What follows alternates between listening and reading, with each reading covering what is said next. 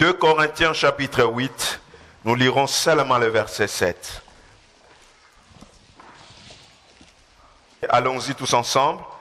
De même que vous excellez en toutes choses, en foi, en parole, en connaissance, en zèle à tous égards, et dans votre amour pour nous, faites en sorte d'exceller aussi dans cette œuvre de bienfaisance. Est-ce qu'on peut reprendre ce beau passage?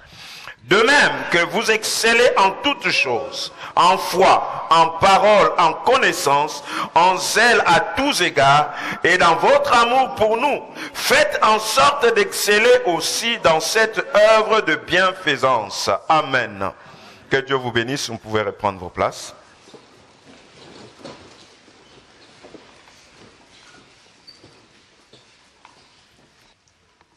Alléluia. Le thème que j'aimerais partager avec nous, c'est, matin, je l'ai intitulé « Aspirer à l'excellence ».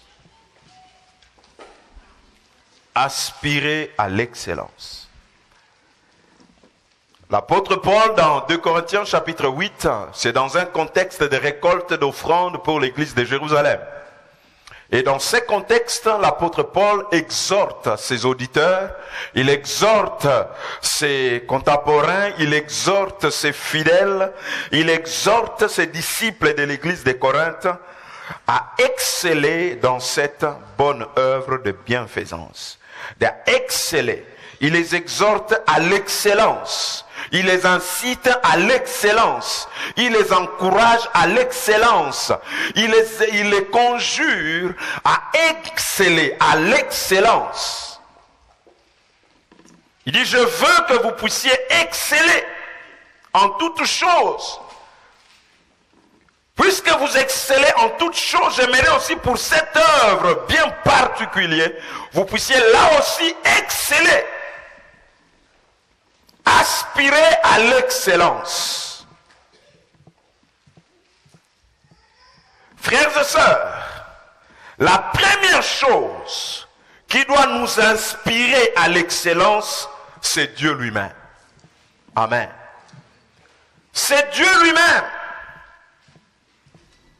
Parce que notre Dieu, c'est un Dieu d'excellence. Dieu est excellent. Il vit dans l'excellence et tout ce qu'il fait est excellent.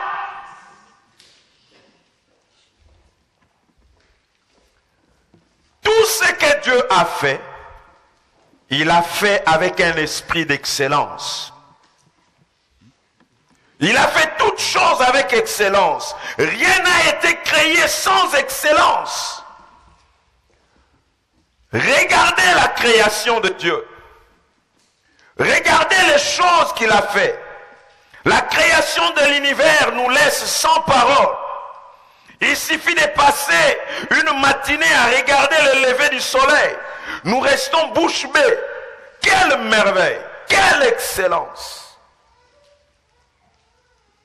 Dieu prenait soin de regarder toutes choses, d'observer tout ce qu'il créait et de constater que cela était bien fait. Parce que Dieu, c'est un Dieu d'excellence. Tout ce qu'il a créé, il a créé avec excellence.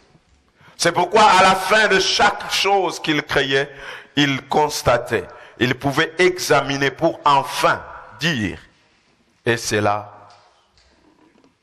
et Dieu vit que cela était bon.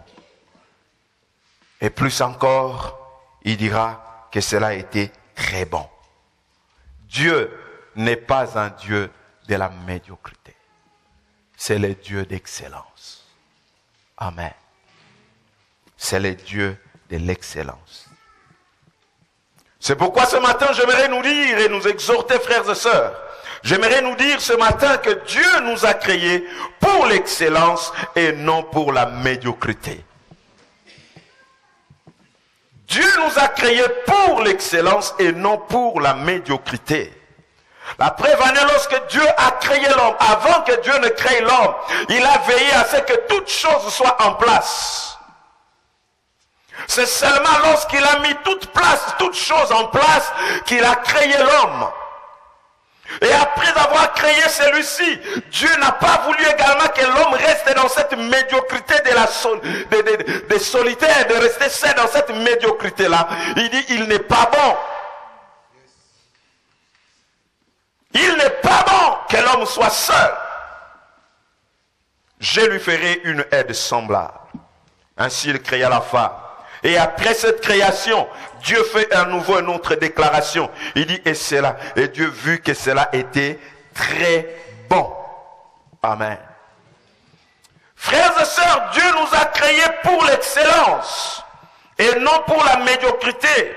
En créant l'homme, c'est pourquoi il lui a dit, tu domineras, tu assujettiras, tu contrôleras. Ce n'est pas la médiocrité, c'est de l'excellence que Dieu prône.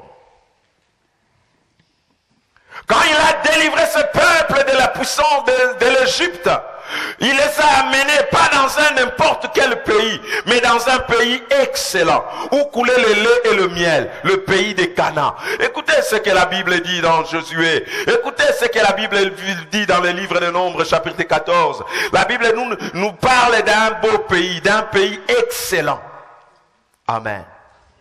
Dieu nous a créés pour l'excellence.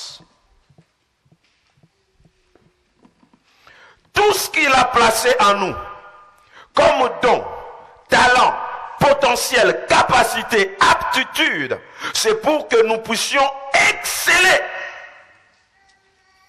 C'est pour exceller dans la vie. L'excellence est le but de Dieu pour notre vie. L'excellence est le but de Dieu pour votre vie. Et le but de Dieu n'est pas exceller dans la vie, c'est passer à côté du but de Dieu. C'est passer à côté des buts de Dieu.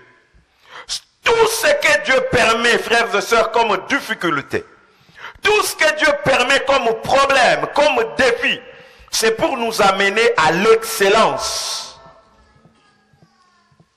C'est pour nous amener à l'excellence que Dieu peut permettre ces difficultés, ces luttes, ces combats, ces incompréhensions. C'est pour que nous puissions quitter le stade de la médiocrité et que nous accédions à l'excellence.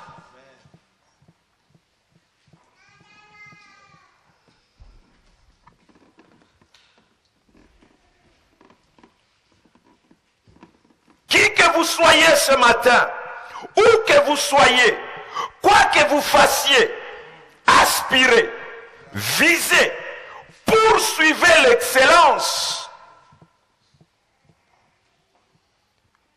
Poursuivez l'excellence, visez l'excellence, aspirez à l'excellence. Que l'excellence soit la chose qui vous motive, qui vous pousse. Ainsi, dans tout ce que vous faites,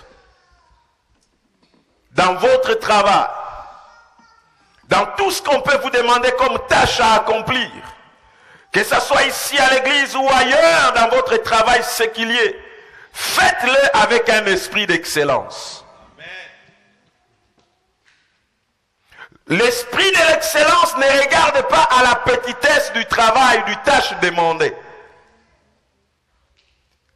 Mais un homme animé de l'esprit de l'excellence, qu'importe la grandeur ou la petitesse de la chose, il est fait avec sérieux.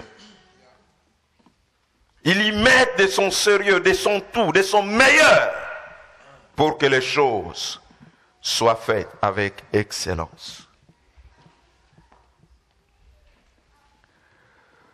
Quand Dieu nous a créés, il nous a donné la capacité d'atteindre l'excellence dans la vie. Dieu nous a créés avec la capacité d'atteindre l'excellence. C'est pourquoi il dira dans Deutéronome, vous serez la tête et non la queue. Amen. Vous serez la tête et non la queue. Tout ce que Dieu fait, tout ce que Dieu permet, c'est pour nous amener à l'excellence. Que l'excellence, frères et sœurs, soit votre style de vie. Que l'excellence soit votre priorité. Que l'excellence soit votre motivation. Que l'excellence soit l'objet de vos pensées. Que l'excellence soit l'expression de votre langage. L'excellence. L'excellence. C'est pourquoi aujourd'hui je tiens à vous mettre au défi de penser différemment. De penser en termes d'excellence et non de médiocrité. Et je le dis ce matin pour deux raisons, frères et sœurs. Premièrement, parce que l'excellence honore Dieu. Parce que l'excellence honore Dieu. Dieu est glorifié dans l'excellence. L'excellence honore Dieu.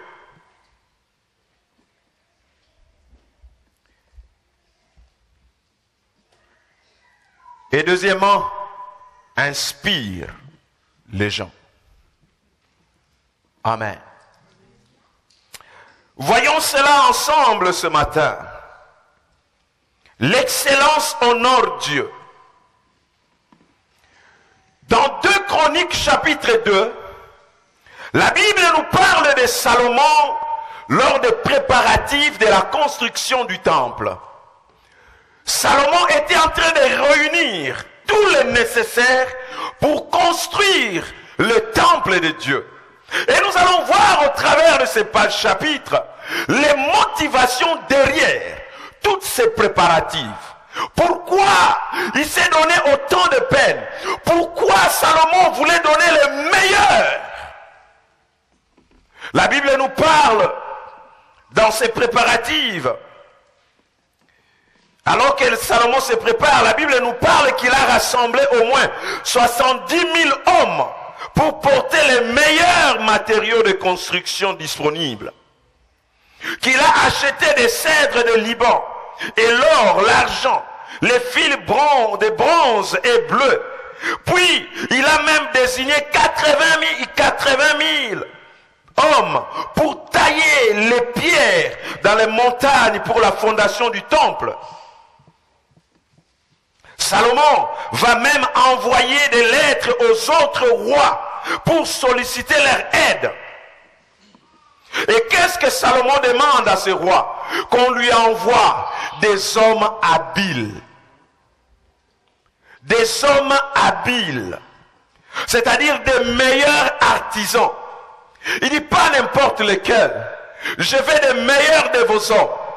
Qu'ils viennent pour construire les temples. Ça, c'est un homme qui est animé d'un esprit d'excellence. Il ne veut pas seulement faire les choses pour faire, mais il veut le faire avec un esprit d'excellence et il cherche le meilleur des hommes, le meilleur des matériaux, le meilleur. Il veut le meilleur. Et vous allez remarquer dans le verset 10, non pas seulement il a cherché et désiré le meilleur, mais il a mis également tous les moyens. Il n'a rien épargné de ses biens, des richesses, pour avoir le meilleur. Amen. Salomon n'épargna aucune dépense alors qu'il s'est préparé à construire le temple de Dieu. Aucune dépense. Il faut que les choses se fassent le meilleur.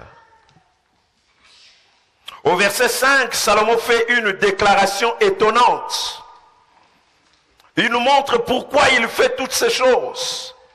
Pourquoi tous ces objets de valeur? Pourquoi ces matériaux de valeur? Il pouvait prendre des choses viles, mais pourquoi il veut des choses précieuses? Des choses excellentes. Il pouvait prendre n'importe quelle personne, mais pourquoi il veut le meilleur des hommes? Le verset 5 nous dit, Salomon dit,